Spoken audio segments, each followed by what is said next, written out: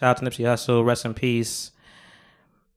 I can't even fucking say those words right. Like it just don't feel right. It's unbelievable. It don't feel right at all. It hurts. I don't want to linger on this too long, but we lost somebody powerful. Like we lost somebody really important, and it hurts. Like it's been a week, but it's gonna hurt for a long time. Anytime I even see his face and anything, they just put Jesus and Meryl just put like their extended interview up when they were talking to everybody. I was like, damn, man. Like I watched the World Star interview. Well, not World Star. The documentary they were talking about building the shop and everything and how it came to be.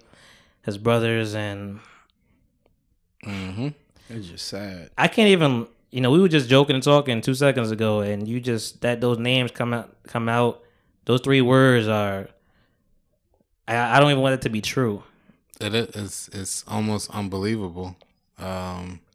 He was murdered. Yeah, he was murdered. He was shot die. 6 times. He didn't die. He was killed. He was killed. He was murdered. And I just need that word to grasp and for people to actually understand that that man was murdered. That man was killed by somebody that jealousy, stupidity. Now he wants to plead insanity.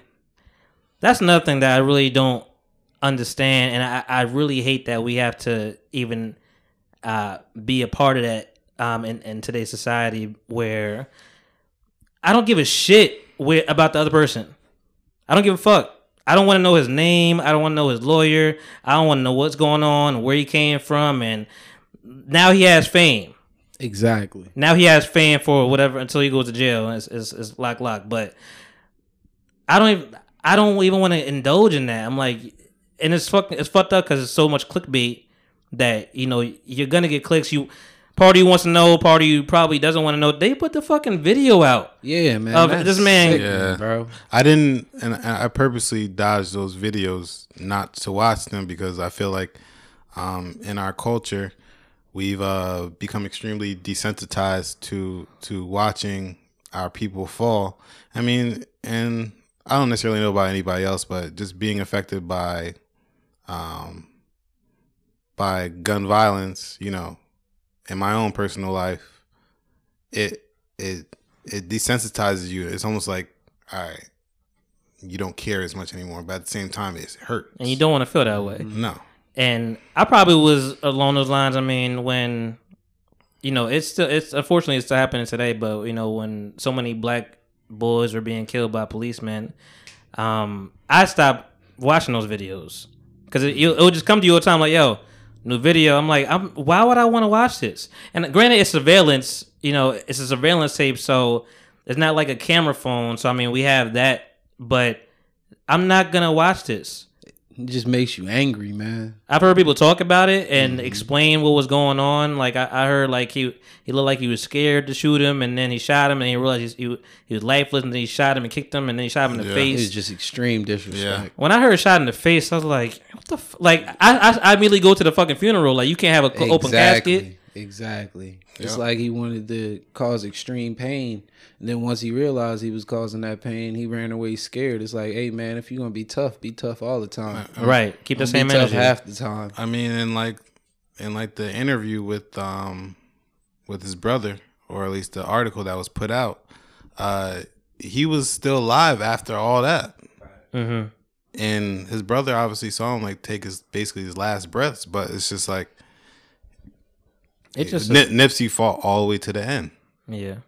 It's just a sad fucking loss. Like, I mean, thankfully, Reese of the People Talking podcast, she's the first person that actually, put me on game when she tweeted, I'm so old. Tweet. When she tweeted, the information, I was just like, the fuck out of here. I didn't want to put it out there, but I felt like it had to be, because I didn't see you say anything. So I was like, yo, I didn't know. I was like, he doesn't know. And I was out and somebody else showed it to me and I was like, no way. And then I kept seeing it all over my Twitter feed and I was like, I was fucked up, man. I gotta put it out there. I sat there for like an hour just in silence, stomach dropped immediately. I just didn't want to believe it. I'm like, I don't even want to write the fucking words for it to be true, but And it's like you didn't have a chance to even react. Like I know people that were like in the area, like heard he got shot. You know, they're gonna see maybe he pulls through.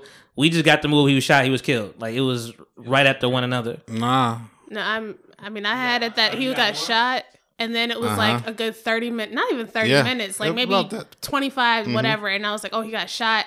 And I was like, dang, man. And then the next thing I know, he said he died. I was like, come on. Yeah.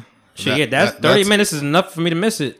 Right. That's about the that time lapse happened to me, where it's like, okay, he got shot, and I was like, okay. First, when you hear about people getting shot, it's like it's a joking era. So it's what else are you saying? Right. And then I checked Twitter a little bit more, and more people talking about hope he pulls through. And then I saw a video of just him on the ground. Oh, that video came out that early? Yeah, really quick. I saw a video because it was just him on the ground. And then, obviously, if anybody knows, when they try to resuscitate you on site, that's never a good sign. No, it's not. So, yeah, it's not a good sign. You're right. So that was the major thing that I saw, and I was like, okay. And then my friend texted me, yo, he's dead. And I was like, nah, I'm not believing that. He's like, I saw the video of the wound. And the reason it hurts is like it's not just another rapper. We, you know, unfortunately, in this business, people come from hard streets. You know, we lose people a lot. But he was a positive individual from day one, preaching investing, preaching buying back your neighborhood, and bringing things to the kids. And you know, he had his Veteran 9 program that was getting off the ground, and he was just a perfect guy. Like I think I heard Charlamagne speak. I guess he talked to Gary V, and he's like, Gary V was crying like a baby. He's like, did they know who this guy was? Like, you know, you robbed yourself or something. Yep. Man, I've been arguing with people on social media all week about just like his legacy and what he left behind. You know, it's so sad. It's so sad. But I think that, you know, we're still in mourning, and the man ain't even in the ground yet. But we got to keep his legacy alive. I had the opportunity to move out to Los Angeles a couple years back. I want to say like 2012, 2013. You know, I've been in a lot of different neighborhoods out there. And just to see his impact, what he was trying to do, what he was preaching, it changed lives. And I think it's upon us to take the next step and keep, you know, long live the hustle hashtag. True. Yeah, he was a moving force, man. Like For sure. And for this to be his debut album too, sad. And it's like incredible. And I've been talking about it every fucking podcast beforehand. I'm like, man, I just put it on Instagram. Like it was on my checklist. Like I need to listen to this album. I've said it several times. When your man was here, I'm like, I need to listen to this album, and I finally listened to it.